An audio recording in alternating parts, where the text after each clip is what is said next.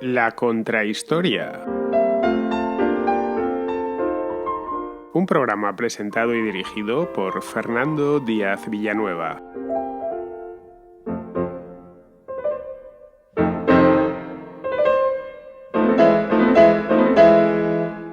Saladino es uno de los héroes más famosos y celebrados del mundo islámico, también una de las figuras de las cruzadas más conocidas. Fue el fundador de la dinastía ayubí, que primero extendió su imperio por los actuales Egipto y Siria para luego expandirse hacia Mesopotamia, el Yemen, Arabia, Libia y los reinos cruzados de Tierra Santa.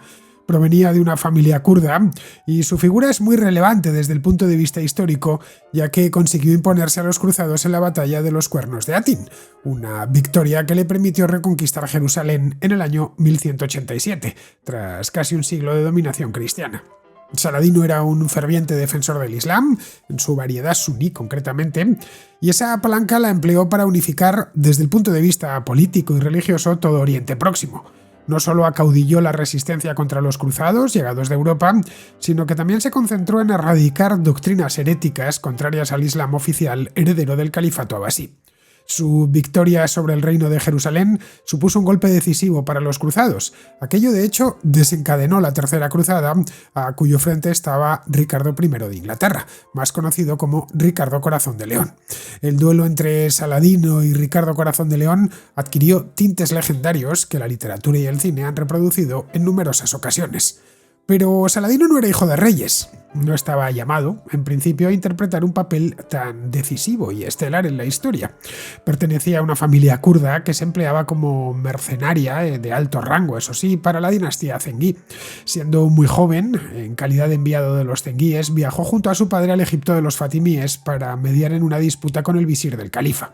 Decidieron quedarse allí, padre e hijo, y fueron escalando, sobre todo el hijo, en la administración fatimí, gracias a su cercanía con el sultán Al-Adid, y su habilidad con las armas. Se hizo al final con el cargo de visir y a la muerte del sultán abolió el califato y prestó lealtad a los abasíes de Bagdad. Ya convertido en el general mejor valorado por los califas, se concentró en ir expandiendo su imperio, conquistó el Yemen, se apoderó de Siria y derrotó a sus antiguos amos zengíes. El califa le recompensó nombrándole sultán de Egipto y Siria. Solo le quedaban los cruzados, que décadas antes habían llegado de Europa para establecer una serie de principados cristianos en Tierra Santa. El mayor y el más valioso de todos era el reino de Jerusalén, controlado en aquel entonces por Sibila y Guido de Lusignan, un noble franco al que Saladino derrotó en esta batalla que decía antes de los Cuernos de Atin. Tras ello tomó Jerusalén, reincorporándolo al mundo islámico. El reino de Jerusalén, como tal, siguió existiendo durante un siglo más, pero ya reducido a pequeños enclaves costeros en los que los cruzados resistieron hasta que se rindió la fortaleza de San Juan de Acre en el año 1291. La figura de Saladino es recordada tanto en Oriente como en Occidente. Su tumba en Damasco es muy visitada y para los estados árabes contemporáneos es toda una fuente de inspiración, sobre todo de inspiración política. El águila de Saladino, de hecho, forma parte de la heráldica de varios de ellos. En Occidente se le tiene como ejemplo de virtudes principescas, alguien piadoso y sabio que hizo las delicias siglos más tarde de los novelistas románticos.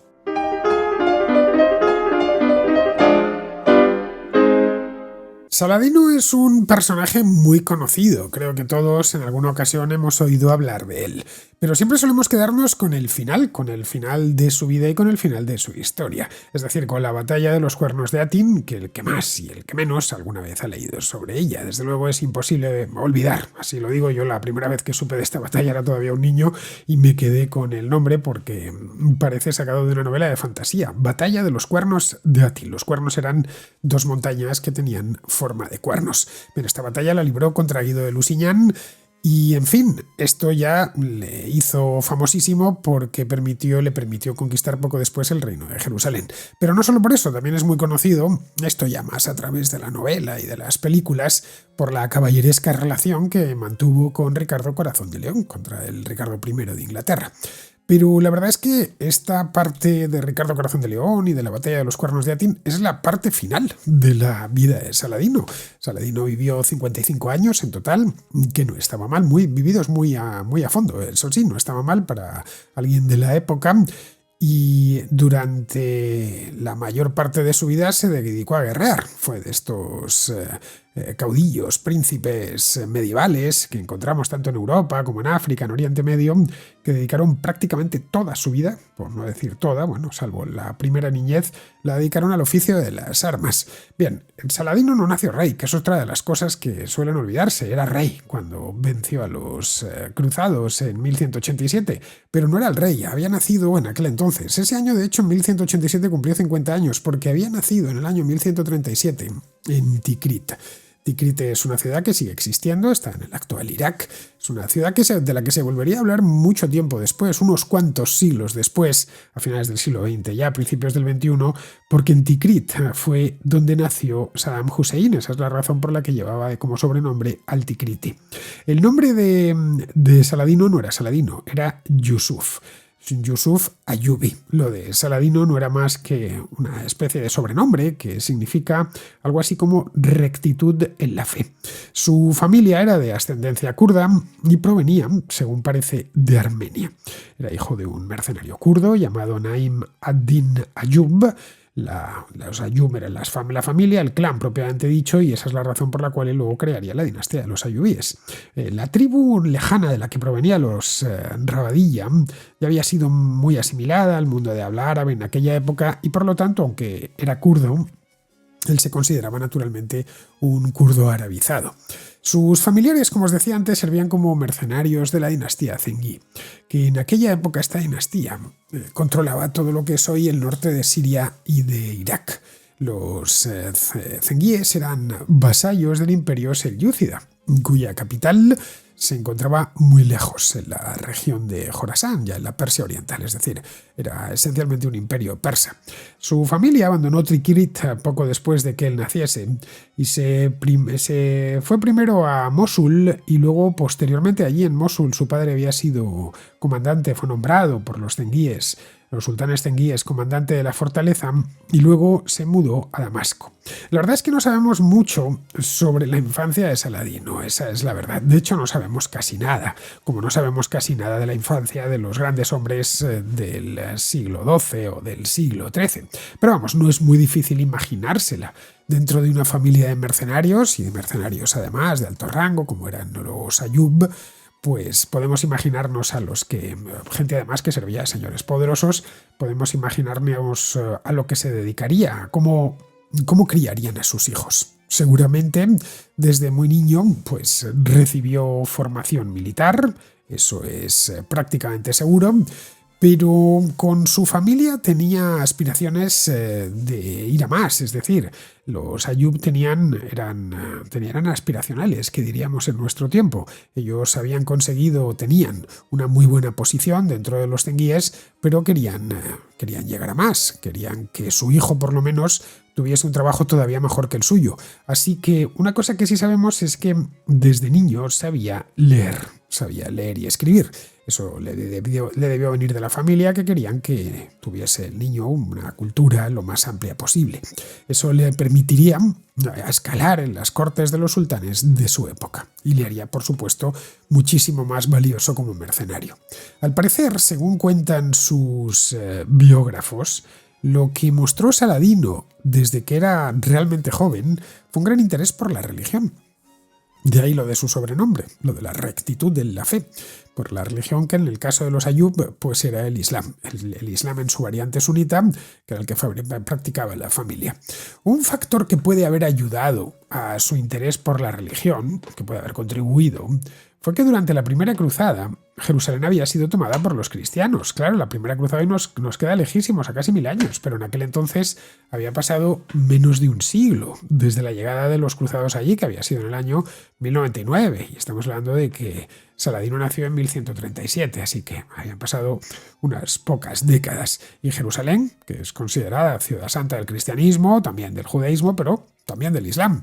Luego esto, algunos musulmanes de la zona, muchos musulmanes lo consideraban directamente un insulto, que hubiesen llegado estos cristianos de tan lejos, gente que les resultaba muy extraña, como estos cristianos latinos, estos europeos, y que les hubiesen arrebatado Jerusalén. Bien, esto seguramente en su infancia tuvo que tener su importancia. Es decir, el hecho de que hubieran venido unos extraños y les hubiesen arrebatado Jerusalén. Luego, además del Islam, Entiendo que Saladino conocería bien la historia de los árabes y tendría una idea muy precisa de lo que habían sido los califatos. Su lengua madre no sabemos si era el kurdo o el árabe, pero en ambos se manejaba con soltura, según se desprende de los documentos de la época. También aprendió turco y aprendió persa. El persa, en el lugar del mundo en el que estaba, pues le era un idioma muy útil. También sabemos que era un musulmán muy piadoso, que le encantaba escuchar recitaciones del Corán, que cumplía puntualmente con sus obligaciones religiosas. Vamos, que bien podría haber terminado sin demasiados problemas como imán o como profesor en una madrasa, pero habida cuenta del oficio de su familia, pues terminó siendo militar, como era previsible. Su carrera militar comenzó bajo la tutela de su tío paterno, que se llamaba Asad ad-Din Shirkuh, un comandante militar que servía a un tipo llamado Nur ad-Din, que era el emir Zengi de Damasco y de Alepo. Este hombre se convirtió, Shirkuh, quiero decir su tío, en el maestro de Saladino, porque desde muy joven le apadrinó. En el año 1163, es decir, cuando todavía era un adolescente, un tal Shawar, que era el visir del califa Fatimí al-Adid, así se llamaba este califa, había sido expulsado de Egipto por su rival. El rival se llamaba Dirgham. Bien, Shawar, como le habían expulsado de Egipto, lo que decidió fue viajar hasta Damasco y pedir apoyo al emir allí, al sultán, a Nur ad-Din, que accedió a concedérselo y un año más tarde, en 1164, envió a Shirkuh para ayudarle en su expedición contra Dirgham. Saladino, que como vemos era muy joven, pues les acompañó. Consiguieron imponerse, pero Shirkuh decidió quedarse en Egipto con sus tropas. Egipto, aparte de ser muy rico, tenía una situación envidiable para hostigar desde el sur a los reinos cruzados, que se habían establecido pues 70 años antes, o 60 años antes en Tierra Santa. No tardaron el tío y el sobrino en ir a buscar a los cruzados, naturalmente, pero los cruzados eran más fuertes de lo que seguramente a ellos les hubiese gustado, y llevaban ya suficiente tiempo en aquella tierra como para conocer bien el terreno. No era como esos primeros cruzados que habían llegado con la primera cruzada, que todo les era nuevo, empezando por el clima. No. Estos ya, muchos de ellos habían nacido allí. Ya habían nacido en la propia Jerusalén o en ciudades del actual Israel o en Chipre. Es decir, que estos eran cruzados de segunda y en algunos casos de tercera generación. Sabían, por ejemplo, y lo sabían hacer bien, sabían cómo combatir a los árabes.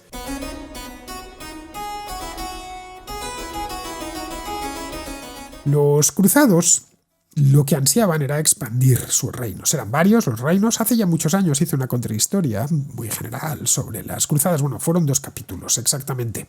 El primero os contaba cómo han venido las cruzadas, todas las que hubo, que fueron un montón, y el segundo era una interpretación histórica sobre las razones por las cuales aquellas expediciones sucesivas fracasaron. Pues recordaréis, los que hayáis escuchado esa contrahistoria, los que no lo hayáis hecho, pues os invito a que vayáis al archivo y la busquéis. Si no la encontráis en el archivo de YouTube o en el de iVoox, no tenéis más que ir a mi página web y poner cruzadas y automáticamente aparecerán. En el caso de que no queráis escribir, en la homepage, es decir, en la página principal de diazvillanueva.com, tenéis un mapa de estos de Google Maps en los que he puesto una chincheta en el lugar donde se desarrolla cada una de las contrahistorias que he hecho, y son unos cuantos centenares ya. Así que ahí están todos los detalles sobre las cruzadas. Lo digo porque si me pongo a explicar ahora las cruzadas, pues se nos iría el programa, y ni mucho menos esa es mi intención. Hoy se lo quiero dedicar a Saladino. Pues recordaréis que en los cruzados no montaron un solo reino, montaron varios y querían seguir expandiéndolos. Habían tomado lo que hoy es Israel, lo que hoy es Israel y Palestina, lo que hoy es el Líbano, parte de lo que hoy es Turquía, parte de lo que hoy es Siria, pero querían llevarlo hacia el sur, hacia Egipto, hacia el Valle del Nilo. Egipto, de hecho, era el botín de guerra definitivo de las cruzadas. Tenía además esto de Egipto un acicate religioso. Las cruzadas fueron unas campañas atravesadas desde el principio hasta el final por motivos religiosos, por algo las llamamos cruzadas, por la cruz, ¿no?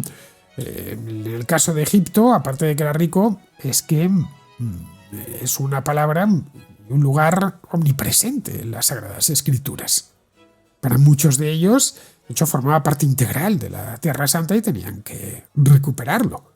En Egipto había además, había y sigue habiendo, una gran comunidad cristiana, de cristianos orientales, los coptos, que los cruzados querían liberar del yugo islámico. Un poco el mismo argumento que habían utilizado décadas antes cuando se dirigieron hacia Tierra Santa para liberar a esos cristianos orientales, ortodoxos griegos, la mayor parte de ellos que estaban sometidos por los musulmanes. En Egipto, el visir Shawar terminó de muy mala manera con estos enviados zenguíes, es decir, con Saladino y con su tío Shirkuh. Temía Shawar que el califa fatimí, Al-Adid, vamos a recordar el nombre, les escogiese a ellos como visires. Esto era un problema. Se había ido a buscarles a Damasco pensando que le echarían una mano, que les pagaría por el trabajo y que se volverían a Damasco los dos. Pero no, se quedaron y además tanto Shirkuh como su sobrino como Saladino pues eran dos tipos realmente capaces. Así que lo que hizo Shawar fue buscarse un nuevo aliado. Pidió apoyo al rey cristiano de Jerusalén, que se llamaba Amalarico I, para que les ayudase a expulsarles. Bueno, esto era una traición máxima, que un musulmán pidiese, nada menos que el visir del califa pidiese ayuda a un cristiano. Una traición máxima, pero estas cosas se hacían continuamente. En el caso de la Reconquista en España encontramos este tipo de acuerdos aparentemente contra natura, los encontramos así siglo tras siglo. Esta jugada, tío y sobrino la vieron venir. Y en el año 1169, Shawar fue asesinado por órdenes de Saladino. Bueno, fue asesinado por Saladino por órdenes de Shirkuh, es decir, que Saladino le asesinó con sus propias manos. El problema es que Shirkuh murió poco después. Tras la muerte del califa, lo que hizo el siguiente fue nombrar visir a Saladino.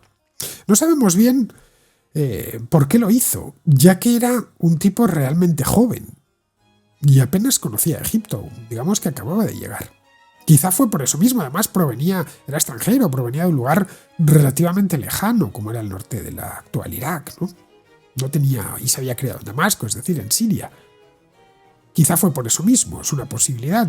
En la corte quizá pensaron que un visir joven y extranjero sería más manipulable y podría servir mejor a los intereses de las distintas familias que rodeaban al califa. Es una posibilidad. También se pudo deber al hecho de que había acantonada en Egipto una numerosa tropa zenguí con varios generales importantes. Si nombraban a uno de ellos, estos generales podrían sentirse preteridos, eso rompería su unidad, se enfrentarían entre ellos y se terminarían marchando. Así que igual fue una celada para que se terminasen enfrentando los zenguíes entre ellos. El hecho es que Saladino fue nombrado visir y la verdad es que se encontró con problemas desde el primer día. Le intentaron asesinar en una conjura palaciega que vio venir gracias a que era previsor y tenía buenos espías. A partir de aquí, una de las cosas que ya aprendió Saladino era lo importante, que era contar con un buen servicio de información, es decir, con inteligencia, que diríamos hoy, con buenos espías. Se encontró también con una revuelta, en este caso no en el palacio, sino con una revuelta armada, provocada por unos generales del ejército fatimí que consideraban que, pues poco menos que un insulto, que se nombrase visir. El visir era algo así como el primer ministro del califa, que nombrasen a un extranjero. Pues nada, él pensó que no se iba a volver a Damasco, que quería quedarse con el puesto, así que se armó de valor y en unos meses consiguió sofocar esta revuelta. Y lo hizo de forma tan decidida y ejemplar que nunca más, en lo que le quedaba de vida, volvió a tener un solo problema en Egipto. Vamos, que todos allí aceptaron de mejor o de peor grado quien mandaba. Pero aunque era visir del califa fatimí de Egipto, la verdad es que nunca había dejado de servir al sultán zenguí, que se llamaba, como veíamos antes, Nur-ad-Din. Jugaban, digamos, con las dos cartas, porque otro de los elementos que vemos en la historia de Saladino es que era un tipo extraordinariamente habilidoso y muy inteligente. Nunca sacrificaba algo si no era imprescindible y siempre le gustaba tener un plan B para todo. En este caso estaba jugando con las dos cartas de manera evidente. Se mantenía en Egipto, pero sin romper los lazos con su tierra natal. Era un equilibrio delicado, porque los zenguíes servían al otro califa, Había dos califatos en ese momento en el Islam. Servían al califa de Abbasí de Bagdad, que rivalizaba con el califa Fatimí de Egipto. Vamos, que ambos se arrogaban la autoridad tanto política como espiritual de sobre todo Dar al-Islam, es decir, sobre todo el ámbito islámico. Para evitar enfrentamientos, lo que hizo, y para evitar que le cazasen en alguna contradicción, lo que hizo fue concentrarse en los cruzados, en atacar a los cruzados, que era el elemento extraño que había entrado allí. Algo en lo que estaban interesados tanto los zenguíes como los fatimíes. Les atacó, así nada más acabar con esa revuelta que le habían preparado, les atacó en la ciudad de Damieta. Damieta está en el delta del Nilo, está pegado ya a la península del Sinaí, es la última gran ciudad que hay antes de lo que hoy es el canal de Suez. Allí derrotó a un ejército formado por cruzados y por bizantinos, lo que os comentaba antes, que su obsesión era llegar a Egipto como fuese y apoderarse de él, que pretendían en ese caso adueñarse de esta ciudad, la de Damieta, en el delta del Nilo. Eso hubiera sido toda una conquista, porque les hubiera abierto la puerta al delta. Y si tienes abierta la puerta al delta, tienes abierto el resto de Egipto. Luego puso sitio a Darum, en lo que hoy es la Franja de Gaza. Creo que se llama actualmente Deir al-Balá, una cosa así.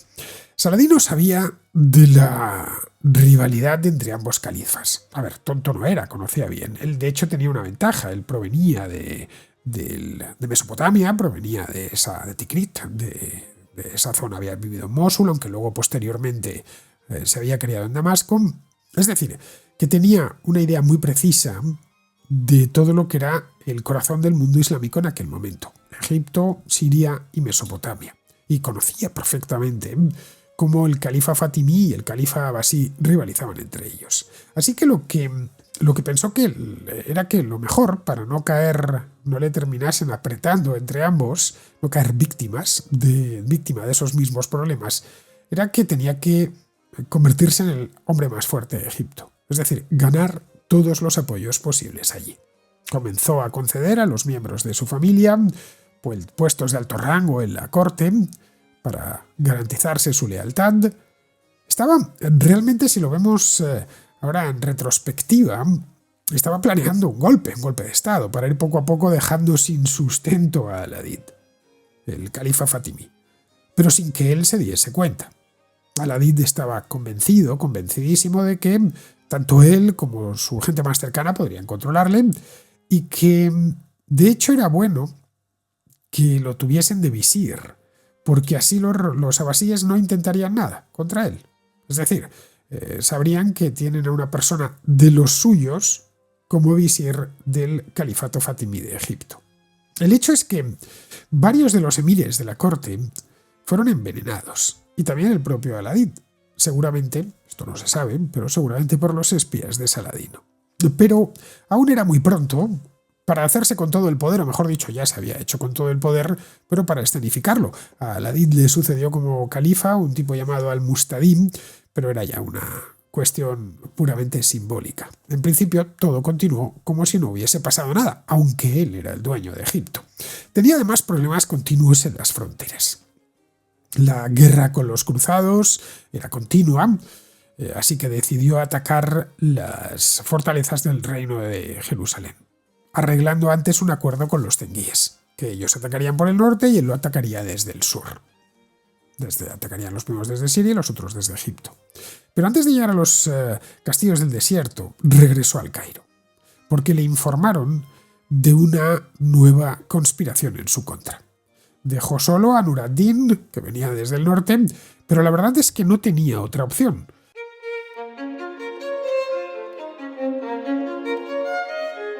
Al parecer, la conjura estaba ya muy avanzada y era posible que ya no hubiera podido regresar en el caso de que no hubiese reaccionado a tiempo. Tras ello estalló una revuelta en el sur de Egipto. Un ejército rebelde, capitaneado por generales fatimíes con soldados nubios, trató de tomar Asuán, lo que le obligó a desplazarse personalmente hasta el sur de Egipto, hasta lo que cuando hablamos del antiguo Egipto llamamos Alto Nilo, para sofocar la rebelión, es decir, al Alto Egipto, que se dice Alto, Medio y Bajo Egipto. Consiguió sofocarla, consiguió imponerse y envió al sultán Zenghi muchísimos regalos. Entre ellos un elefante, que era pues toda una curiosidad, en Siria nunca ha habido elefantes, salvo los que se traen de fuera, que había capturado a las tropas nubias. Él mismo en persona se lo llevó. No es que se lo enviase como presente, no, se lo llevó en persona atravesándolo todos los territorios cruzados, habría que verlo. No puso sitio a ninguna ciudad, que quiso pasar rápido, pero se encargó, eso sí, mientras pasaban con el ejército y el elefante, se encargó de ir quemando sus campos y de poner en desbandada a los beduinos para que los cruzados, pues bueno, no encontrasen guías para cruzar el desierto. Este tipo de regalos, Nur ad-Din, es decir, el sultán Zenghi, los valoraba mucho. Pero lo que realmente codiciaba Nur ad-Din era controlar directamente Egipto.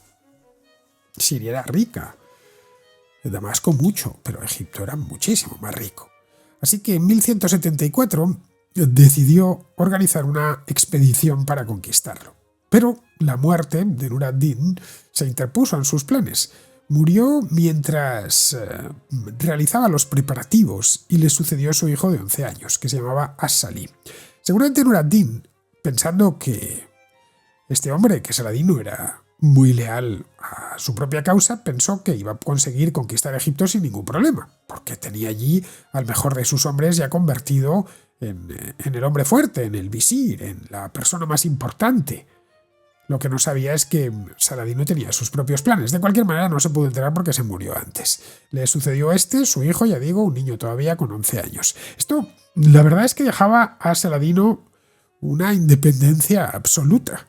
A Nur ad-Din le respetaba. Bueno, había sido su señor a fin de cuentas. Había sido también el señor de su padre, que también acababa de morir, por cierto, el padre de Saladino. Pero ningún tipo de lealtad personal le unía con aquel niño, con As-Salih. Podía fingir esa lealtad, pero no era una lealtad personal. Aún así quiso mantener la ficción de que nada había cambiado. Se enfrentó en ese momento a una decisión un tanto complicada. Tenía entre dos opciones, bueno, quizá entre tres, ahora que lo pienso.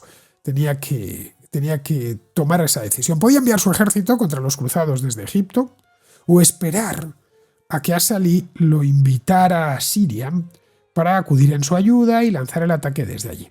Bueno, y había una tercera opción, como decía hace un momento. Podía tomar la iniciativa directamente de anexionarse Siria, antes de que cayese en manos de un rival, que había siempre alguno con la daga entre los dientes esperando a asaltar. Pero temía que atacar una tierra que antes pertenecía a su señor, esto es algo prohibido en los principios islámicos, en los que él creía naturalmente, pues pudiera dejarle en mal lugar y le quitase toda la legitimidad a esa campaña. Vamos, que necesitaba un pretexto legalmente válido. Saladino tenía que esperar la invitación de As-Salih o advertirle de que los cruzados ponían en riesgo su territorio, nada más. As-Salih lo que hizo, o lo que le hicieron, porque era un niño, no lo olvidemos, fue trasladado a la ciudad de Alepo, bajo la protección de un emir llamado Gumush-Tigin, que era el emir de la ciudad concretamente. La idea de este emir, de Gumush-Tigin, que era un tipo también muy listo, era utilizar al niño como palanca para convertirse en el hombre fuerte. La jugada, por supuesto, la vieron en Damasco y la vieron en Mosul, donde sus respectivos emires no dudaron en llamar a Saladino para que liberase al sultán de las garras de Gumush-Tigin. No había mucho tiempo para reunir un ejército, al menos un ejército numeroso en Egipto, así que lo que hizo Saladino fue cabalgar a través del desierto lo más rápido que pudo, evitando, por supuesto, los reinos cruzados, con 700 jinetes seleccionados previamente con él, lo mejor que tenía en Egipto en ese momento. Llegó a Damasco en medio de la aclamación popular, porque se había convertido ya en un tipo muy famoso, y se apoderó de la ciudad. Dejó a su hermano, se llamaba Tugtakin. Saladino tuvo muchísimos hermanos, esa es la razón por la cual, hermanos y hermanas, esa es la razón por la cual aparecen en su biografía hermanos por todas partes. Ya sabéis que entre los musulmanes pues está permitida la poligamia y eso pues tiene como consecuencia que, sobre todo en el caso de estos caudillos militares, puedan tener infinidad de mujeres y por lo tanto infinidad de hijos, ¿no? Y pues dejó a su hermano, a uno de sus hermanos, a Tuktakin, como gobernador en Damasco y procedió a someter a otras ciudades que habían pertenecido a Nur-ad-Din, pero que ahora eran prácticamente independientes. En tanto que sus emires pues no se sentían muy inclinados a obedecer a un niño de 11 años, que además sabían que estaba en manos de uno de los emires, de Gumushtigin. Su ejército conquistó Hama con relativa facilidad, pero se abstuvo de atacar Homs, que era una ciudad más importante, una ciudad de dimensiones considerables. Y esto antes de saltar sobre una ciudad, no digamos ya ponerla a sitio, que es algo que lleva tiempo, pues tienes que medir muy bien tus fuerzas. Así que se trasladó hacia el norte, hacia Alepo, y sitió la ciudad el 30 de diciembre de aquel año, después de que Gumushtigin se negase a abdicarle el poder. Abdicar en él, vamos, en resumidas cuentas. As-Salih, temiendo ser capturado por Saladino, salió de su palacio y apeló a los habitantes para que no lo entregaran, ni a él, ni a la ciudad, ni se entregasen al ejército de Saladino. Lo que hizo Gumushtigin, que por supuesto no se quería rendir, naturalmente, fue pedir ayuda a un tipo llamado Rashid ad-Din, que era jefe de los nizaríes. Algunos, los que os gusten las cruzadas, seguramente ya lo habréis, os sonará esta palabra. Los nizaríes eran una secta que se encargaba, cuya especialidad, mejor dicho, eran los asesinatos selectivos, es decir, el sicariato, vamos. De ahí que se les conozca como los asesinos, los hashashin. Los asesinos, llamémoslos así, en honor al nombre por el que todo el mundo les conoce, desconfiaban de Saladino, porque sabían que se había adueñado de Egipto de un modo un tanto civilino, y que la misma operación estaba intentando hacer en Damasco y en Siria. Eran expertos sicarios, así que trataron de asesinarle, colándose en su campamento. Esta era la especialidad de los asesinos.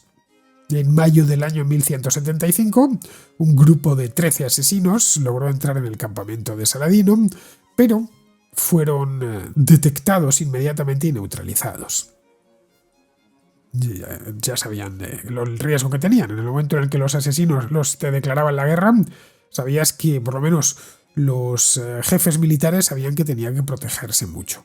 Y como os decía antes, Saladino siempre cuidaba muy mucho ese flanco, el de la inteligencia, el de la información.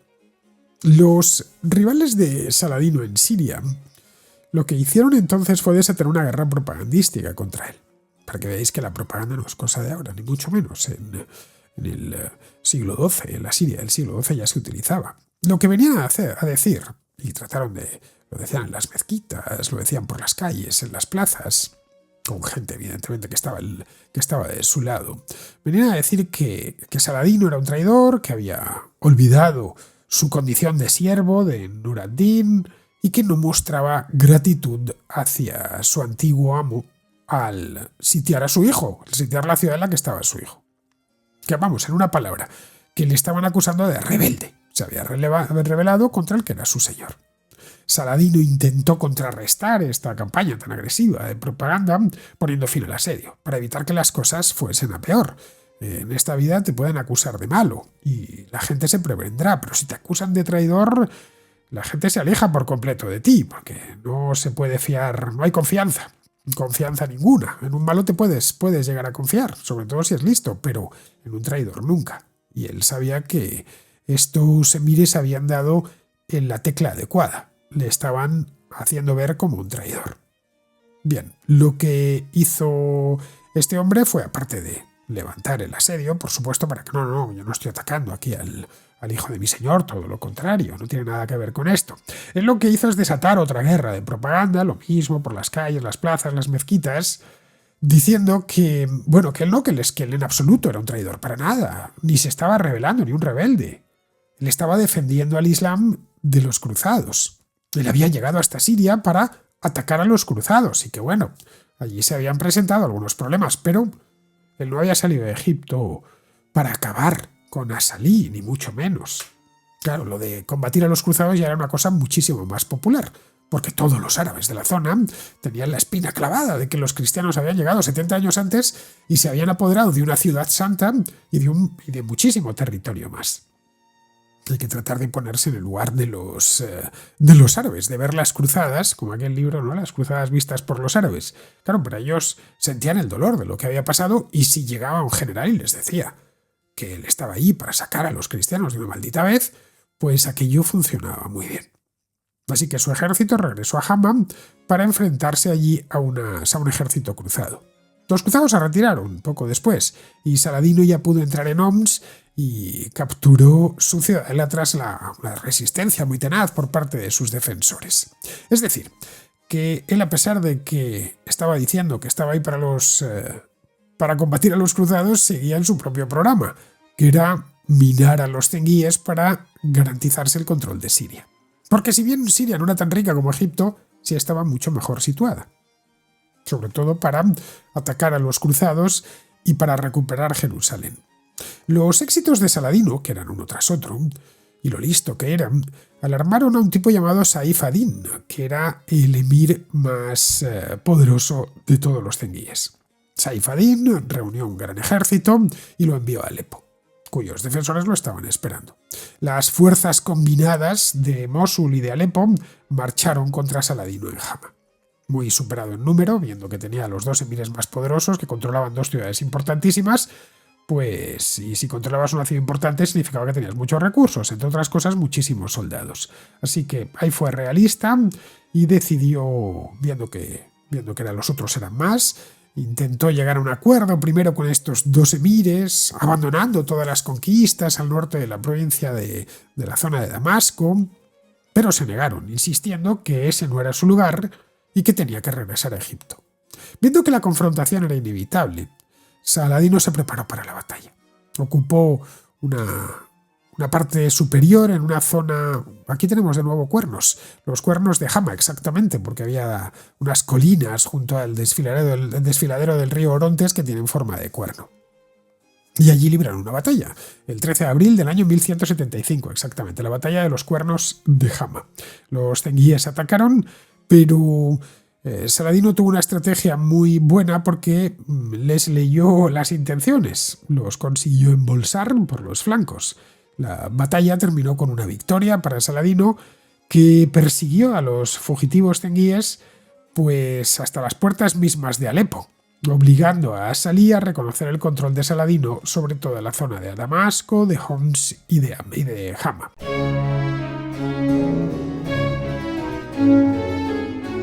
En este punto, Saladino lo que hizo ya es dar el paso siguiente, que es proclamarse rey y suprimir el nombre de As-Salí de las oraciones de los viernes y de las monedas. Él era el nuevo rey, el nuevo Malik. As-Salí era un niño que estaba encerrado en la ciudadela de Alepo. Ningún emir se podía fiar de él. A partir de entonces ordenó que todas las oraciones que se rezaban en todas las mezquitas de Egipto y de Siria, que le mencionasen como rey, como soberano. De hecho, en la Casa de la Moneda del Cairo, llegó a emitir unas monedas de oro muy valiosas con su título oficial. El título oficial concretamente era el siguiente: Al-Malik al-Nasir Yusuf Ayub al-Gaya, que esto significa, lo he visto, busca la traducción, significa el rey fuerte para ayudar, José hijo de Job, ensalzado sea el estandarte. Bueno, le debía gustar ese título. El califa abasí de Bagdad, que todo esto claro lo veía desde la lejanía, recibía con agrado estas noticias. Recibía con agrado que Saladino pues eliminase a los zenguíes. Y lo que hizo fue, los zenguíes no olvidemos, eran vasallos del imperio selyúcida, importante. Lo que hizo fue nombrarle sultán de Egipto y Siria. La batalla de Hama, de cualquier modo, no puso fin a la guerra entre Saladino y lo que quedaba de los zenguíes. Esta se proseguiría años más tarde. Bueno, de hecho, un año más tarde volvieron a enfrentarse y Saladino les derrotó otra vez. De hecho, para congraciarse con sus hombres, les permitió quedarse con todo el botín de guerra sin reclamar ni una sola parte. Este tipo de detalles gustaban mucho a sus hombres. Aun con todo, los zenguíes, o estos emires, esta confederación de emires, les seguiría dando problemas. Continuó hacia Alepo, pero le cerraba las puertas, no le permitía entrar. Antes de sitiar la ciudad, se decidió por tomar todas las ciudades y castillos de la comarca para debilitarla. Frente a uno de ellos intentaron los asesinos que andaban detrás de él acabar de nuevo con su vida. Esta vez se salvó por poco.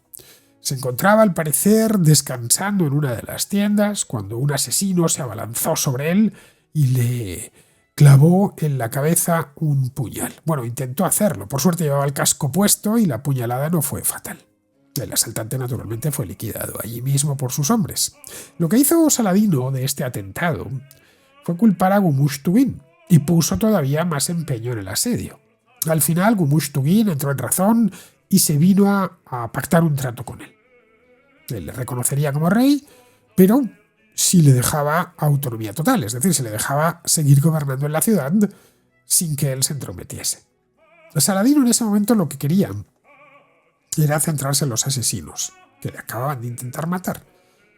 En 2 ocasiones, además. Con los ceníes más o menos neutralizados y una tregua con el reino de Jerusalén, ya se sintió libre de ir a por ellos.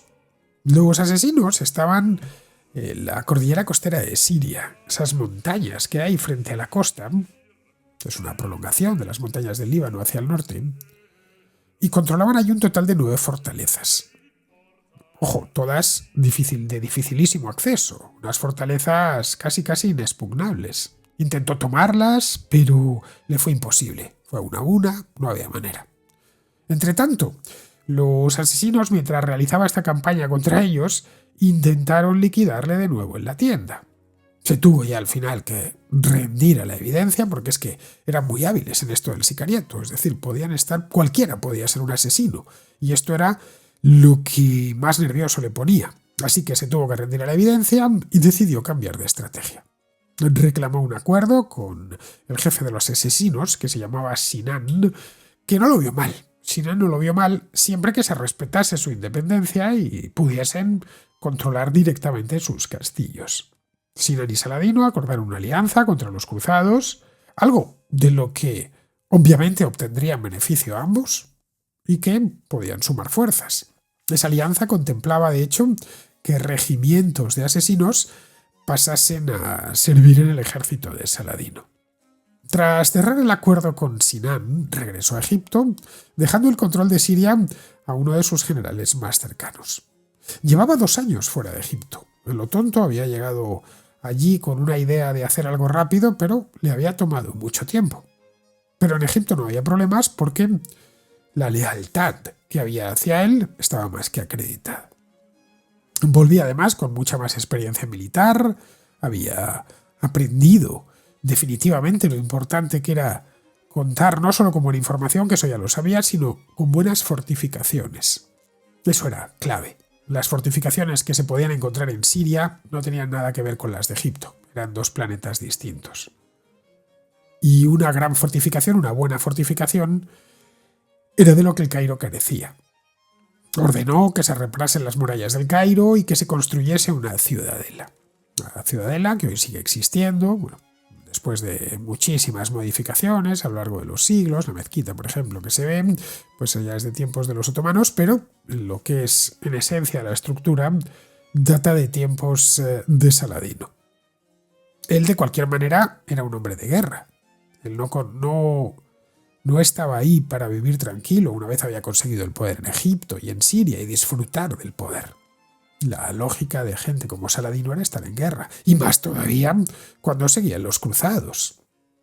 En el año 1177 emprendió una nueva incursión hacia Tierra Santa. Los cruzados, al parecer, habían hecho unas cuantas incursiones en el territorio de Damasco, y le habían informado de ellas. Esto Saladino consideró que la tregua ya no valía nada y por lo tanto no había que preservarla. Los cristianos enviaron una parte de su ejército a sitiar la fortaleza de Harim, que está al norte de Alepo, por lo que en aquel momento pues tenía pocos defensores y parecía fácil. Saladino lo que encontró aquella ocasión era una situación muy propicia y marchó hacia Ascalón, a la que se refirió como la novia de Siria. Guillermo de Tiro, que era un cruzado con ese nombre, no puede ser otra cosa, anotó que el ejército ayubí estaba formado por 26.000 soldados, de los cuales 8.000 eran los fuerzas de élite, los mejores, y 18.000 eran soldados negros provenientes de Sudán, soldados nubios, vamos. No sabemos hasta qué punto esto es cierto, pero los ejércitos con los que contaban los fatimíes o los ayubíes o los selyúcidas en el siglo XII eran superiores a los que tenían los reinos europeos, aunque habría que, ya sabéis, estos recuentos de soldados de la época siempre hay que ponerlos en cuarentena, porque tienden a sobreestimarlos rápidamente, especialmente si han ganado la batalla en cuestión. Lo que hizo este ejército fue quemar los campos y acercarse hasta las inmediaciones, incluso de Jerusalén, pero no cargó directamente contra la ciudad. No, de hecho, ni contra Jerusalén ni contra la ciudad de Ascalón. Igual es que no era tan grande, como decía Guillermo de Tiro, es una posibilidad. El ejército que venía desde Egipto. El rey de Jerusalén, que en aquel momento era Balduino IV, echó mano de los templarios para reforzar la defensa de Ascalón. Aunque eso sí, la fuerza cruzada, según nos ha llegado, tenía solo 375 caballeros. Y no les tendieron una emboscada. Podría ser que fuesen muchos más y que los egipcios fuesen muchos menos. Pero podría ser también que Saladino, que conocía ya bien esto, dudase en tenderles en una emboscada debido a que los templarios eran soldados muy curtidos, eran tipos de altísimo nivel. Eso fue un error, porque poco después, cuando la mayor parte del ejército ayubí estaba ausente, ya se había desmovilizado, Saladino y sus hombres fueron sorprendidos cerca de Ramla en una batalla, la batalla de Mongisart. Antes de que pudieran siquiera formarse, los templarios cargaron sobre ellos y les aplastaron. Vamos, fue un combate cuerpo a cuerpo, en combate a espada. Saladino tuvo que salir huyendo de allí para no perder la vida.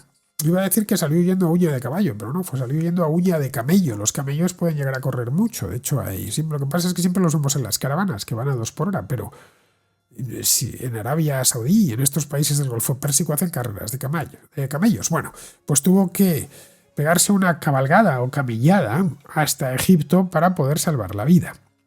Sin desanimarse por la derrota en Mongisart, Saladino cargó de nuevo contra los cruzados, pero prefirió esta vez hacerlo desde Siria, ya que sus espías le informaron de que los cruzados estaban planeando una incursión en Siria.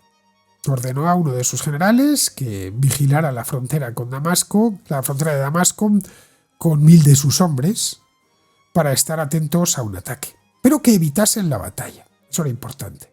Eso sí, debían dejar señales en las colinas por el camino que tomasen para que luego Saladino marchase de forma segura por esas mismas colinas. Los cruzados, la verdad es que no esperaban resistencia y se tomaron su tiempo para lanzar un ataque sorpresa, y al final fue sorpresa contra los pastores musulmanes de los Altos del Golán. Balduino avanzó demasiado precipitadamente y sin cubrirse y fue derrotado. Con esta victoria, Saladino se animó y decidió llamar a más tropas para que viniesen desde Egipto. Balduino había establecido un puesto avanzado en el camino a Damasco y pretendía fortificar un paso sobre el río Jordán, conocido como el Vado de Jacob, que dominaba el acceso a una llanura, la llanura de Banías. La llanura estaba dividida, de hecho, la compartían musulmanes y cristianos. Saladino había ofrecido 100.000 piezas de oro a Balduino para que abandonase todo ese proyecto, que era absurdo, que era especialmente ofensivo para los musulmanes, pero fue en vano. Entonces decidió destruir la fortaleza, una fortaleza que tenía un nombre francés, Chastelet, y que estaba defendida por caballeros templarios. Cuando los cruzados ya fueron a atacar al ejército musulmán, lo hicieron de forma desordenada. Saladino aprovechó para reunir a sus tropas y cargar contra los cruzados. El enfrentamiento terminó en victoria y muchos caballeros cristianos fueron capturados. Saladino procedió entonces a sitiar el Castellet, que cayó poco después.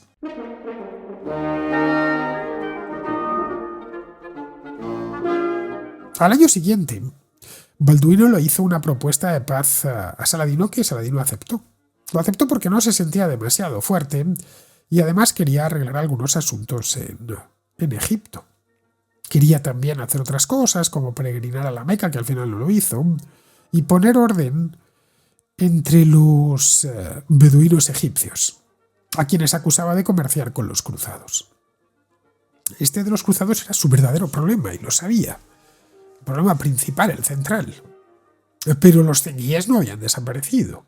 As-Salih, como os comentaba antes, seguía vivo, en Alepo, y al menos oficialmente seguía siendo su señor.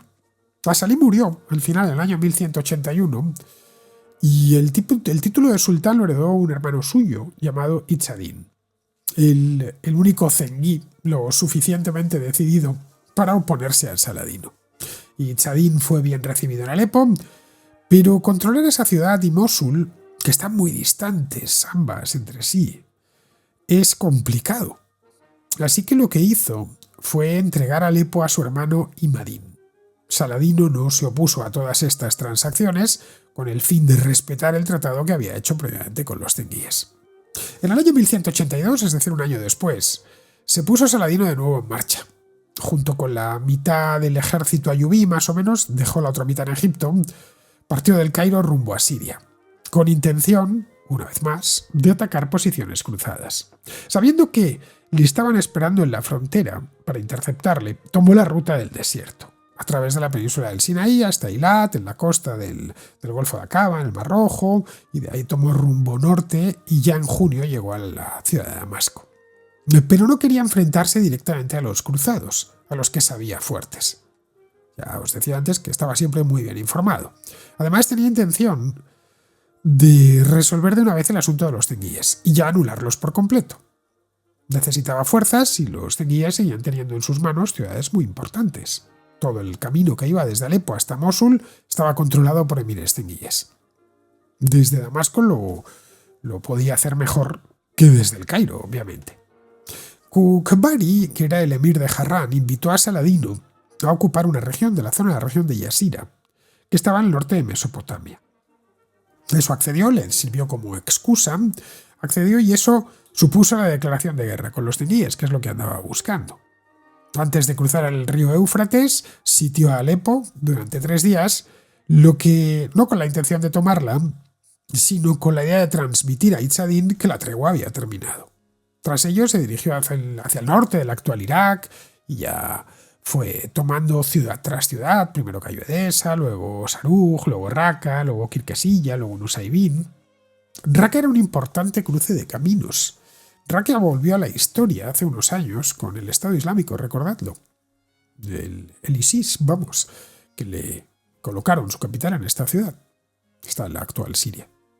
El general que la controlaba, al ver que el gran tamaño del ejército de Saladino, se rindió con la condición de mantenerse al cargo de la ciudad. Para ganarse a sus habitantes, Saladino fue muy inteligente. Lo que hizo fue decretar la cancelación de deudas y de impuestos sin pagar.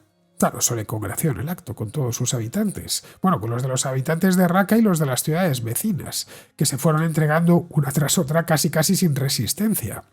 Una de estas ciudades que se entregó fue Nusaybin. Nusaybin era una ciudad de tamaño medio y no tenía gran importancia como tal. No era una ciudad ni muy grande ni muy rica, pero estaba situada en una posición estratégica entre Mardin y Mosul y con fácil acceso a Diyarbakir. En medio de todas estas victorias, pues que él ya se veía tomando Mosul sin ningún problema, recibió noticias de que los cruzados, a sabiendas de que Saladino se había alejado hacia el este, estaban atacando a las aldeas cercanas a Damasco. Lo que hizo fue responder: no voy a volver, que ellos incendian aldeas porque nosotros estamos tomando ciudades. Cuando regresemos, tendremos más fuerza para luchar contra ellos. Cuando Saladino se acercaba ya a Mosul, se enfrentó al problema de tomar una gran ciudad. Era considerablemente grande. Hoy lo sigue siendo, y justificar la acción, claro. Los cenguíes de Mosul, sintiéndose acorralados, lo que hicieron fue apelar a Nasir, que era el califa abasí de Bagdad. El visir que tenía en aquel momento An-Nasir, pues al parecer miraba con buenos ojos a estos cenguíes. An-Nasir envió a un tipo, a un santón, a un experto en jurisprudencia islámica llamado Badr al-Badr, un tipo de primer nivel, para que mediase entre los dos bandos. Pero vamos, no sirvió de nada. Saladino estaba determinado a tomar la ciudad. No era nada fácil, ya que Mosul era una ciudad excelentemente fortificada. Así que después de varias escaramuzas menores y un punto muerto en el asedio, con la mediación del califa, Saladino lo que ya buscó es encontrar una manera honrosa para retirarse de allí sin dañar su reputación, mientras aún mantenía cierta presencia militar. Decidió atacar otra ciudad más pequeña llamada Sinjar, que estaba en manos del hermano de Izzadin. Sinjar cayó después de un asedio muy breve, de apenas 2 semanas. Los soldados de Saladino, de cualquier manera, ese día rompieron su disciplina y saquearon la ciudad. Saladino tuvo que intervenir de urgencia, protegiendo al gobernador, enviándole sano y salvo a Mosul. Al final los zenguíes pidieron una tregua, viendo que no se iba a ir de allí, pidiéndole una tregua que Saladino aceptó. En esos días recibió una inquietante, preocupante carta desde Egipto. En la carta le informaban que los cruzados habían atacado el corazón del Islam. Es decir, al parecer, un cruzado llamado Rainal de Chantillon había enviado barcos al Golfo de Aqaba para atacar ciudades y pueblos de la costa del Mar Rojo.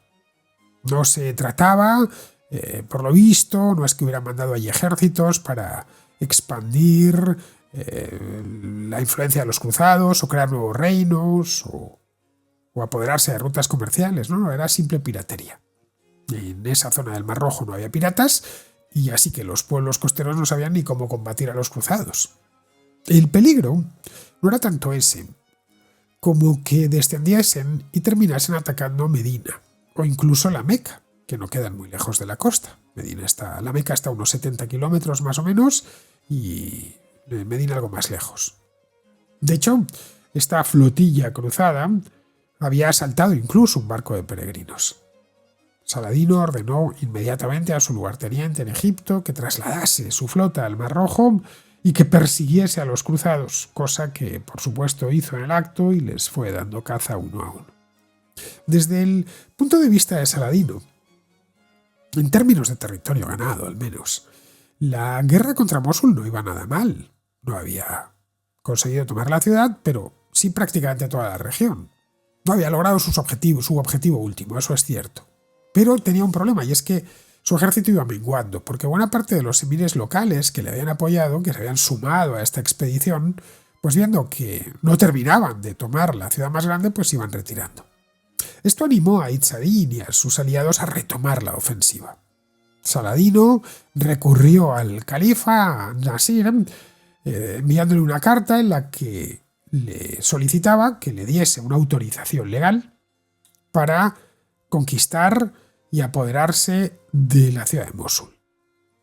Saladino lo que quería era convencer al califa, convenciéndole de que él era mucho mejor militar, que mientras él había conquistado Egipto, había conquistado el Yemen y los había puesto al servicio de los abasíes, los zenguíes de Mosul le rendían vasallaje, al menos formal, a los selyúcidas, que no dejaban de ser enemigos, y solo acudían al califa cuando lo necesitaban. También acusaba a Izzadin de perturbar la guerra santa contra los cristianos. Le vino a decir que no se conformaban con no luchar, sino que también estaban impidiendo que quienes podían hacerlo lo hiciesen. Es decir, le estaba diciendo lo del perro del hortelano, que ni comen ni dejan comer. Saladino vino a decir que él, es cierto que estaba intentando tomar Mosul, pero que realmente él había llegado hasta allí desde Egipto para luchar contra los cruzados, acabar con la herejía de los asesinos, con quienes al final había llegado a un acuerdo, y detener las malas acciones de los musulmanes. También prometió que si se le entregaba a Mosul, pues eso conduciría de manera ineluctable a la captura de Jerusalén, de Constantinopla, de Georgia y del Magreb. Es decir, que le llevaría lejísimos. Sería como un Alejandro Magno del Islam, una cosa así. El califa quizá aquello le pareció demasiado y pareció no darse por enterado, y Saladino entonces viendo que le faltaban fuerzas, claro, desvió su atención hacia Alepo. Se desplazó hacia allí y puso sitio a la ciudad, porque eran las dos ciudades que se resistían, Alepo y Mosul, que están, ya digo, muy lejos la una de la otra. Esta vez sí consiguió apoderarse de ella, pero mediante una negociación. Además, Alepo está mucho más cerca de Damasco de lo que está Mosul. Lo tenía más sencillo. Tenía mejores bases, vamos. Tras capturar Alepo, marchó hacia Harim, cerca de Antioquía. Antioquía estaba en poder de los cruzados, de hecho había un reino cruzado allí. No es que quisiese tomar Antioquía, ese no era su objetivo. Estaba simplemente tomando posiciones. Quería atacar el reino de Jerusalén. Pero para eso tenía antes que evitar que otro reino cruzado, el de Antioquía en este caso, le prestase ayuda desde el norte. Y para eso se apoderó de Harim. Su intención era llegar a un acuerdo, era fortificar esta ciudad de Harim y llegar a un acuerdo con el rey de Antioquía, que se llamaba Bohemundo, y así mantener la frontera más o menos en paz. Pero en el reino de Jerusalén estaban crecidos, de hecho crecidísimos. En septiembre de 1183, Saladino cruzó el río Jordán para atacar Beisán, que se la encontró vacía. Al día siguiente, sus tropas saquearon e incendiaron la ciudad y avanzaron hacia el oeste. Interceptaron algunos refuerzos cruzados a lo largo del camino de Nablus y tomaron prisioneros. Mientras tanto, la principal fuerza cruzada, que estaba al mando de Guido de Lusignan, se trasladó de Séforis a Al-Fula. Saladino, como veis, estaban todos tomando posiciones, viendo a ver dónde podían sorprender a los enemigos. Lo que hizo Saladino fue enviar a 500 escaramuzadores para hostigar a las fuerzas cristianas. Bueno, y él mismo se marchó, viendo que tenía que ponerse a resguardo, por lo menos. Cuando el ejército cruzado de Lusignan, al que se consideraba en aquel momento el ejército más grande que el reino de Jerusalén jamás había reclutado con sus propios recursos, pero aún era menor que el de los musulmanes, pero era ya un ejército respetable. Cuando este ejército avanzó, los ayubíes también avanzaron de forma inesperada, pero las fuerzas de ambos estaban demasiado igualadas. Así que Saladino se lo pensó dos veces. Ya sabéis que era un tipo muy prudente, atacaba solo cuando lo tenía, a veces perdió las batallas, pero cuando la relación de fuerzas le era claramente favorable. No tenía ni mucho menos un comportamiento suicida. Así que se lo pensó dos veces y dejó aquello en punto muerto para regresar a Mosul a ver si podía ya de una maldita vez, tomar la ciudad. No lo consiguió, tampoco en aquella ocasión. Izzadín había recibido refuerzos y era más poderoso que antes. Para acabar con aquello, ya Saladino lo que le vino a decir es que se acababa, lo mismo que había conseguido antes con Alepo, que vamos a hacer un tratado de paz, simplemente. Y el otro aceptó. Eso al menos le dejaba las manos libres para concentrarse en los cruzados. Reinald de Chantillon, que había atacado los barcos con peregrinos en el Mar Rojo, una vez en tierra consiguió salir vivo de aquello de la campaña que le habían montado desde Egipto. Se especializó en hostigar caravanas por tierra, caravanas musulmanas y también caravanas de peregrinos. En uno de estos ataques casi muere una de las hermanas de Saladino, que peregrinaba hacia la Meca. Lo estaba haciendo por tierra.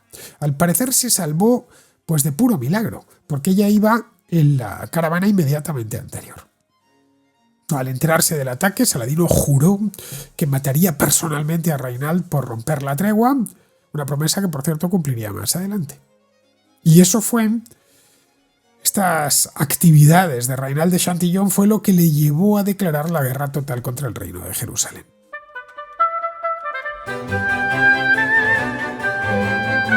La batalla decisiva tuvo lugar el 4 de julio del año 1187 junto a los cuernos de Atin, que están, para que nos hagamos una idea, muy cerquita del lago Tiberíades, es decir, en el norte del actual Israel.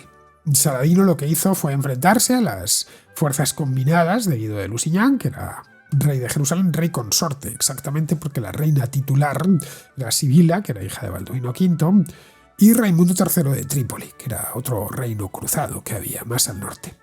En esta batalla, el ejército cruzado fue aniquilado tal cual, por el de Saladino, completamente aniquilado. Vamos, algunos sobrevivieron, entre ellos el propio Lusignan, pero que no tenían ya posibilidad ni siquiera de reorganizarse. Fue un auténtico desastre para los cruzados. Y de hecho, la batalla de los Cuernos de Atin marcó un punto de inflexión en la historia de las cruzadas. Saladino capturó a Reinald de Chantillon y personalmente le ejecutó, le cortó la cabeza con la espada, en represalia, lógicamente, y en castigo por sus ataques contra las caravanas de peregrinos. Lo recordó, lo justificó recordándole que esto no estaba bien, que los peregrinos habían implorado en vano misericordia, recordando a Reinald la tregua, pero Reinald ignoró eso y, además de matar a los peregrinos, por lo visto también insultó a Mahoma. Guido de Lusignan también fue capturado, de hecho, al parecer cuenta la leyenda que le mató delante de él, en su misma tienda. Al ver la ejecución de Reinald, pues temió que él sería el siguiente. Dijo, este tipo nos va a matar a los dos, uno detrás del otro, aquí en su misma tienda. Pero no, Saladino le perdonó la vida y le dijo que no es costumbre y que un rey nunca debe de matar a otro rey, menos aún con sus manos, claro. Pero que el otro, que Reinald, había transgredido todos los límites y lo más sagrado, y que por eso se merecía la muerte, y que además se merecía la muerte con sus propias manos. Tras la batalla de los Cuernos de Atin, lo que hizo Saladino fue rematar el trabajo. Fue tomando casi todas las ciudades cruzadas, una a una, sitiándolas. Pero prefería tomar Jerusalén sin derramamiento de sangre. Es decir, de la misma manera que había tomado Alepo. Y que no había conseguido tomar Mosul, es decir, llegando por las buenas, sin gastar más vidas de las estrictamente necesarias. Así que ofreció a los jerosolimitanos una serie de condiciones muy generosas. Pero los que estaban dentro se negaban a abandonar la ciudad santa, jurando destruirla antes que entregarla. Saladino se vio obligado a poner sitio a la ciudad y terminó tomándola. La tomó el 2 de octubre de 1187. La toma final, de cualquier manera, no hizo falta asalto, se hizo tras una negociación. El defensor cruzado de Jerusalén, que era un tipo llamado Balián de Ibelín, amenazó con matar a todos los musulmanes que había dentro, que los tenían amordazados de rehenes, y destruir el santuario de la Cúpula de la Roca, que es desde donde Mahoma ascendió al cielo, y la mezquita Al-Aqsa. Si no, se proporcionaban garantías de que no iba a pasar a cuchillo automáticamente a todos los cristianos de Jerusalén. Saladino lo consultó con su consejo de asesores y aceptó los términos de Ibelín. El acuerdo se fue leyendo por las calles de Jerusalén para que todos los habitantes juntasen el dinero que exigía Saladino a cambio de su libertad.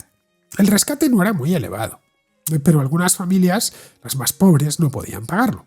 Muchas de esas familias recurrieron a Saladino en persona, explicándole que eran pobres de solemnidad y les concedió el indulto. Para otras se encargó el patriarca de la ciudad de recolectar los fondos, pero algunos no consiguieron juntar el dinero y fueron reducidos a la esclavitud. Los soldados cristianos, por supuesto, también fueron vendidos como esclavos, todos. Tras la captura de Jerusalén, Saladino llamó de vuelta a los judíos y les permitió reasentarse en la ciudad, en particular a los de Ascalón, donde había una comunidad muy grande. Tras la conquista de Jerusalén, Saladino pensó en ganar acceso a la costa y fue a por la ciudad de Tiro, que está en la costa del actual Líbano. Estratégicamente, para Saladino habría tenido más sentido capturar Tiro antes que Jerusalén, pero eligió ir a Jerusalén primero debido a la importancia icónica, simbólica que tenía y que sigue teniendo para el Islam. Tiro estaba gobernada por otro cruzado, Conrado de Monferrato, que tuvo tiempo mientras estaba entretenido en Jerusalén, de reforzar sus defensas y resistir 2 asedios. Al año siguiente, Saladino liberó a Guido de Lusignan y le devolvió junto a su esposa, junto a Sibila. Primero fueron a Trípoli, luego a Antioquía, y ya más tarde, en 1189, intentaron recuperar Tiro para su reino, pero Conrado les negó la entrada, porque ya no reconocía a Guido como rey. Atin y la caída de Jerusalén provocaron la Tercera Cruzada, que fue de 1189 a 1192, que fue financiada de hecho por un diezmo especial que se llamaba diezmo de Saladino. Fijaos si se había hecho ya famoso en Europa este rey musulmán, El rey Ricardo I de Inglaterra, Ricardo Corazón de León, se apuntó a la cruzada y al llegar a Tierra Santa lo primero que hizo fue apoderarse de Acre. Para Saladino, esos cristianos recién llegados, con ganas de guerra además, suponían una amenaza. Eran tropas de refresco, a fin de cuentas. Así que fue a su encuentro. En septiembre de 1191, el ejército de Saladino se enfrentó al ejército de Ricardo en la batalla de Arsuf, en la que el ejército de Saladino sufrió graves pérdidas y se vio obligado a retirarse. Lo cual tiene lógica. La ciudad de Jerusalén se había tomado 4 años antes y buena parte del ejército con el que lo había hecho pues estaba desmovilizado y tuvo que reclutar a toda prisa. Y, sobre todo, los nuevos cruzados venían, como decía antes, de refresco, venían nuevos. Podríamos pensar, sí, pero no habían combatido. Bueno, los europeos, como los árabes de la época, los que se dedicaban por lo menos al oficio de las armas, se pasaban la vida combatiendo. Así que, cuando no salían de una guerra, pues según habían salido de una guerra, se metían en la siguiente. Vamos, que Saladino vio que podía volver a perder Jerusalén. Tras esta batalla, la de Arsuf, se dirigió al sur para desmantelar a toda prisa las fortificaciones de Ascalón, con la idea de que esta ciudad, que sí que tenía importancia estratégica, está lo que es al lado de lo que es Gaza hoy, muy cerca entre Egipto y Palestina. Vamos, para que nos hagamos una idea, que permite el paso desde Siria hasta Egipto, para que esto cayese en manos de los cruzados. En octubre de ese año de 1191, Ricardo lo que hizo fue comenzar a restaurar las... tras la batalla de Arsuf se estableció, pero no en Acre, sino en Yafo, y reparó todas las fortificaciones. Y después de eso, lo que fue haciendo es ir reparando y restaurando todos los castillos del interior de la llanura costera de Yafo, donde está hoy Tel Aviv, para que nos hagamos una idea. Yafo, de hecho, es esencialmente un barrio de Tel Aviv. Tel Aviv no existía, no nacería hasta los años 20 del siglo pasado, con la idea de que esto le sirviese de plataforma para atacar Jerusalén. Durante esta época, Ricardo Corazón de León y Saladino intercambiaron embajadores, negociando la posibilidad de una tregua. Ricardo propuso que incluso su hermana Juana se casase con el hermano de Saladino, uno de los muchos que tenía, y que, Jerusalén podía ser el regalo de bodas para ellos dos. A Saladino la idea le parecía bien, pero no tan bien el hecho de que Ricardo le exigiese que su hermano se tenía que convertir al cristianismo. Por ahí no estaba dispuesto a pasar. Así que, en enero de 1192, el ejército de Ricardo ocupó Beit Nuba, que está a unos 20 kilómetros de Jerusalén, pero se retiró sin atacar la ciudad. En lugar de ello, lo que hizo Ricardo fue ir hacia el sur, hacia Ascalón. La tomó y reconstruyó la muralla. En junio, Saladino atacó Yafo. La ciudad fue sitiada y estuvo a punto de tomarla, pero Ricardo llegó unos días después y derrotó al ejército de Saladino en una batalla fuera de la ciudad. La batalla de Yafo resultó ser el último enfrentamiento de la Tercera Cruzada, la última batalla de la Tercera Cruzada. Ricardo ya se estableció en Yafo, fortaleció sus defensas y envió un embajador a Jerusalén para plantear una tregua. Ambos estaban de acuerdo, los cristianos quitarían las murallas de Ascalón, mientras los musulmanes reconocían el control cruzado de la costa, desde la ciudad de Tiro hasta la ciudad de Yafo. A los cristianos, además, se les permitía peregrinar a Jerusalén, desarmados, claro está, y el reino de Saladino estaría en paz con los cristianos durante los 3 años siguientes. Esto fue ya casi lo último que hizo Saladino en vida. Murió de unas fiebres el 4 de marzo de 1193, a los 55 años. No estaba en Jerusalén, sino en Damasco en aquel momento. Ricardo, por su parte, acababa de regresar a Europa, donde le llamaban ciertas urgencias dinásticas. En Tierra Santa, lo que había hecho antes de irse era mediar entre Conrado de Monferrato y Guido de Lusignan. Al primero le reconoció como rey de Jerusalén, mientras que al segundo le entregó la isla de Chipre.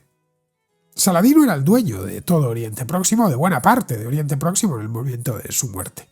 Fue enterrado en una tumba en el jardín de la mezquita, los jardines de la mezquita Omeya de Damasco. Sobre esta tumba se levantó unos años después un mausoleo que no ha sido destruido, que según tengo entendido está ahí y que se puede visitar. El sarcófago es de madera, pero el Kaiser Guillermo de Alemania, Guillermo II, Visitó Damasco a finales del siglo XIX y regaló a la mezquita un nuevo sarcófago de mármol. Pero nunca trasladaron el cadáver al nuevo sarcófago de mármol. Vamos, que el cadáver de los restos, lo poco que quede de Saladino, debe de estar en el de madera. Bueno, esa es la razón por la cual dentro de ese mausoleo hay dos sarcófagos. Uno de ellos está vacío, el de mármol. Saladino fue tan temido como admirado en su época. Y conforme pasaron los años se terminó convirtiendo en una figura prominente en la cultura islámica, en la árabe en general, la kurda, por supuesto. De hecho, se le considera el kurdo más famoso de la historia, y seguramente lo sea.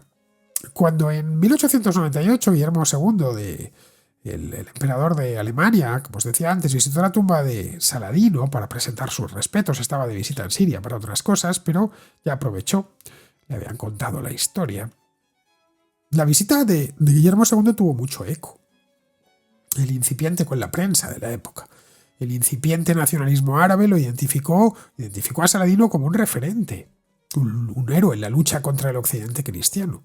En esto tuvo mucho que ver la imagen romántica creada por un novelista británico llamado Walter Scott, que seguramente conozcáis, que escribió una novela histórica de mucho éxito, titulada El Talismán. Es una novela que se sigue todavía publicando, vamos, en todos los idiomas. De hecho, os voy a dejar en la descripción del programa un enlace al Talismán, por si le queréis dar una leída.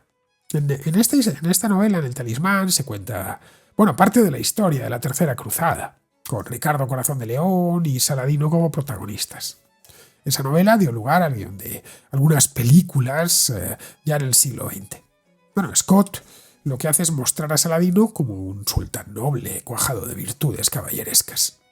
Los países modernos también han mirado hacia Saladino y le conmemoran continuamente, a menudo a través de la imagen de él creada en Occidente, en el siglo XIX. En la provincia de Irán, donde está Tikrit, esa provincia se llama Saladino, y en Erbil, en el Kurdistán, hay una universidad que se llama Universidad Saladino. Con el auge del nacionalismo árabe en el siglo XX, especialmente con respecto al conflicto entre palestinos e israelíes, el heroísmo de Saladino, su lucha contra los cruzados, adquirió un nuevo significado. Se resignificó de nuevo. La recuperación de Tierra Santa por parte de la Tierra Santa musulmana por parte de Saladino y la expulsión de los cruzados europeos, pues que no fue expulsión completa, tardaría todavía un siglo. Es decir, Saladino nunca vería en vida cómo los cruzados abandonaban esa zona del mundo, pero que el punto de inflexión sí que fue aquella batalla y la toma de Jerusalén. Bueno, se la considera una inspiración para los palestinos actuales, en este caso frente a Israel. Luego además hay otro elemento aquí, y es que la relativa unidad del mundo árabe en la época de Saladino, pues en el siglo XX se empezó a ver como símbolo y precedente del panarabismo, que defendían algunos líderes árabes como Gamal Abdel Nasser o los partidos Ba'ath de Siria y de Irak. Por esta razón el águila de Saladino se convirtió y sigue siendo el símbolo de Egipto, y posteriormente pues fue adoptada por varios estados árabes, la República Árabe Unida cuando se unieron Egipto y Siria en los años 60, Irak, Libia, la propia Palestina, Yemen, en su heráldica y águilas, es el águila de Saladino. La visión que tienen los árabes de Saladino es curiosamente la que les ha llegado de Occidente, donde desde la Edad Media se le pintó como un modelo de caballero. Vamos, que no es casual que la Divina Comedia de Dante lo mencione como uno de los no cristianos, pero llenos de virtudes, que están en el limbo, es decir, no están en el infierno. También Boccaccio habla de él de forma muy positiva en el Decamerón. Tras aquello, Saladino se fue difuminando de la historia. En los siglos XVI, XVII o XVIII apenas nadie se acuerda de él. Hasta la llegada del romanticismo, la época de la recuperación de la Edad Media y las novelas históricas.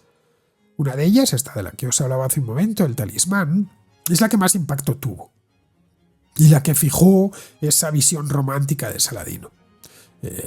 Scott presentaba a Saladino casi como un caballero moderno, un tipo tolerante y amante de la diversidad. Evidentemente no fue eso. Fue un rey musulmán en una época en la que la tolerancia o la diversidad pues no eran valores que nadie persiguiese por sí mismos. La tolerancia de hecho se consideraba debilidad y la diversidad en lugares como Oriente Próximo pues era un hecho con el que tenían que convivir. El hecho es que en su época Saladino sí era respetado por los señores cristianos, especialmente por Ricardo Corazón de León, como hemos visto.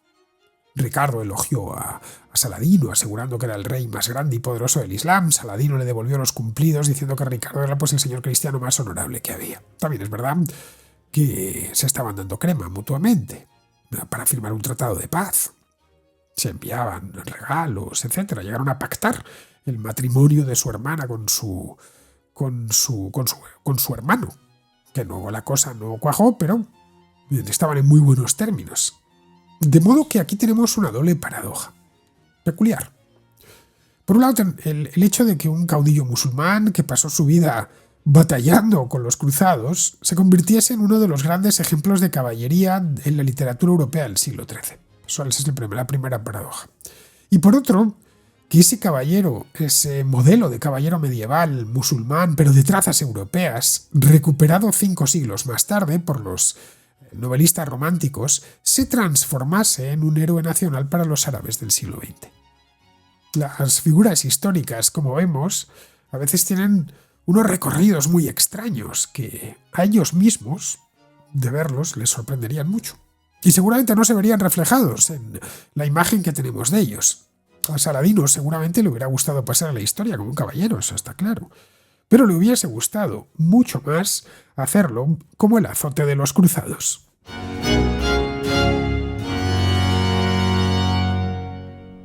Espero que os haya gustado este capítulo de la contrahistoria dedicado a Saladino.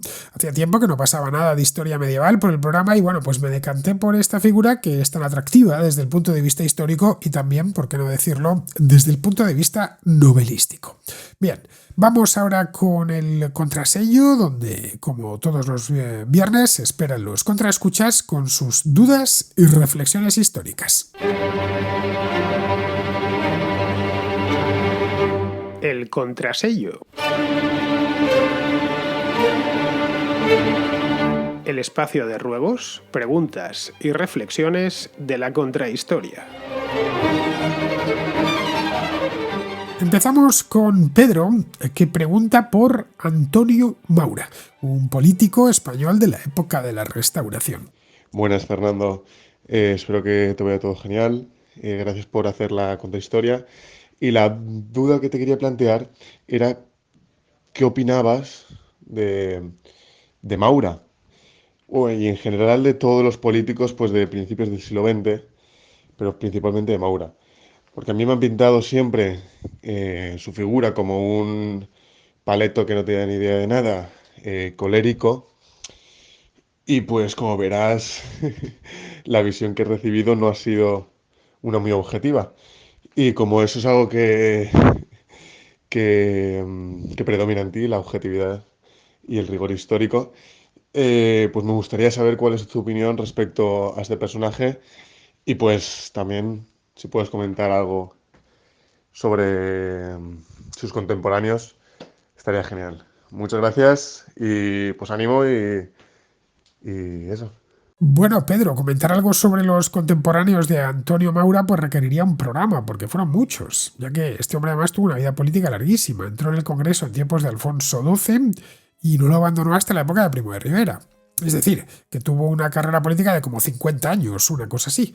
Y en ese tiempo, de hecho, fue presidente del Consejo de Ministros, lo que hoy es presidente de gobierno, pues hasta en 5 ocasiones. Pero vamos, fue una figura, la de Maura, es una figura importante, es clave en la política española de la parte final y sobre todo de la parte inicial del siglo XX.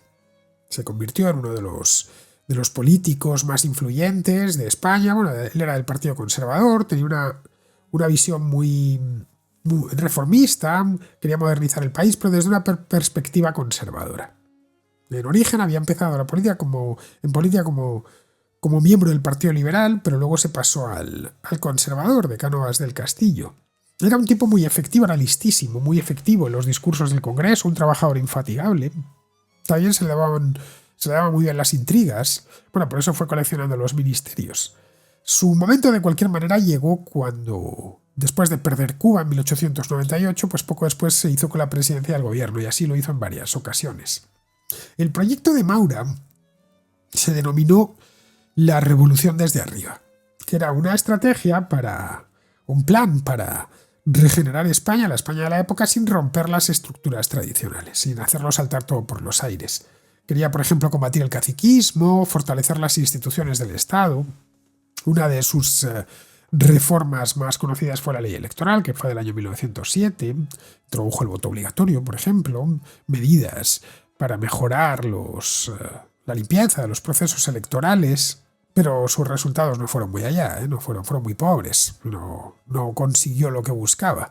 Su problema principal fue que le tocó lidiar con una época muy convulsa. Bueno, a él le correspondió, por ejemplo, la represión en la Semana Trágica de Barcelona en 1909. Esto fue una revuelta popular desencadenada por el envío de reservistas a la guerra de Marruecos. Y tras aquello, pues ejecutaron a un anarquista muy conocido llamado Francisco Ferrer Guardia.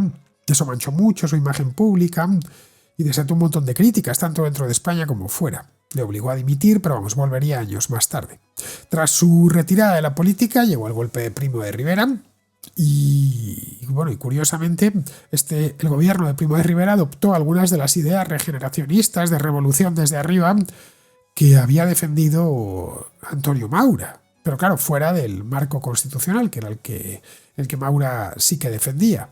En resumen, que no fue ni bueno ni malo. Qué manía con buscar malos y buenos en la historia. Encontrar un malo puro, un bueno puro, es que cuesta. Fue un político de su época. Muy ambicioso, muy maniobrero.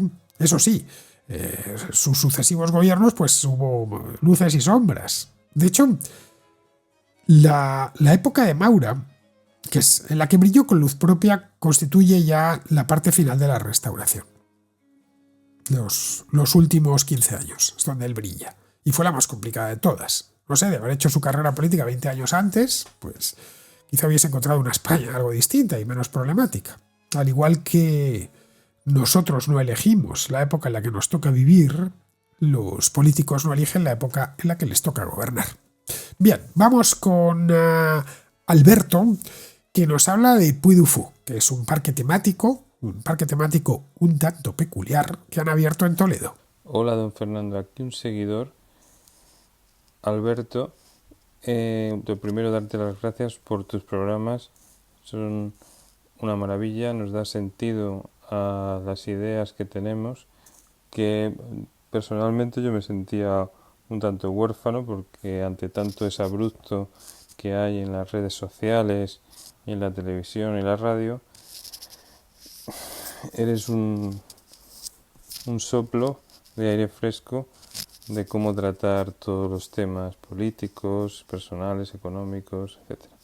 Quería comentar un parque temático que han abierto en Toledo, parque temático de la historia de España, Puy du Fou.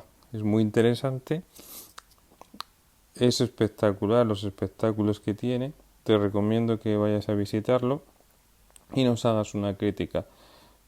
Creo que no vas a poder llegar en tren hasta el parque, tendrás que coger un autobús o algún taxi, pero merece la pena, y que nos hagas una crítica sobre la historia que cuenta el parque, aunque yo te diré que es son pinceladas históricas, un espectáculo con pinceladas históricas, no se mete en profundidad en nada, pero es una buena iniciativa.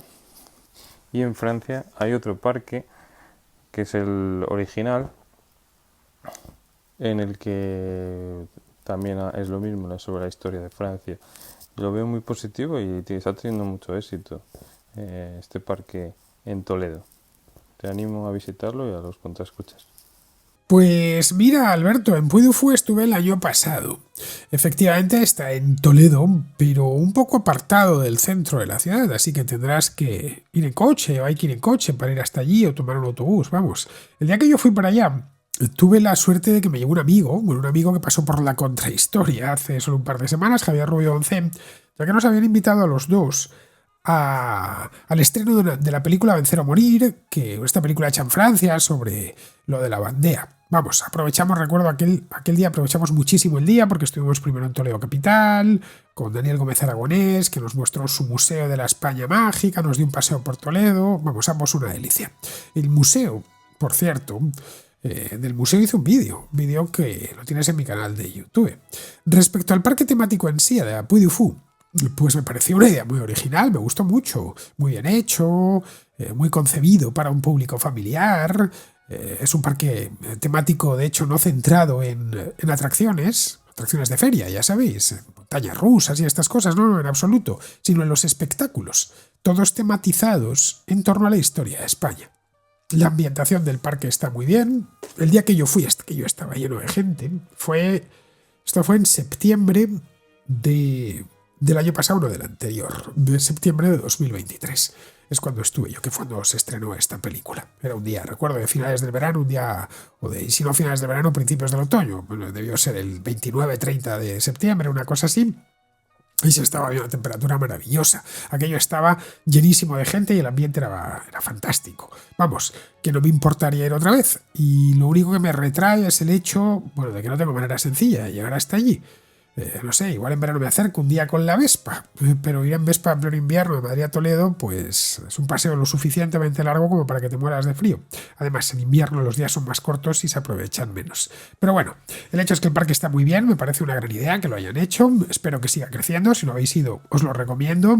Si siempre tiene tanta gente como el día que fuimos Javier y yo, no sé, me da la impresión de que van a tener que abrir alguno más por otra parte de España porque, bueno, porque demuestra que tiene éxito. Ahora bien, entiendo que ese día, bueno, pues era un día de finales del verano, entiendo yo que en invierno no tendrán tanta gente, ya sabéis el problema de los parques temáticos, incluso en España, donde tenemos buen tiempo, pues los meses invernales son complicados.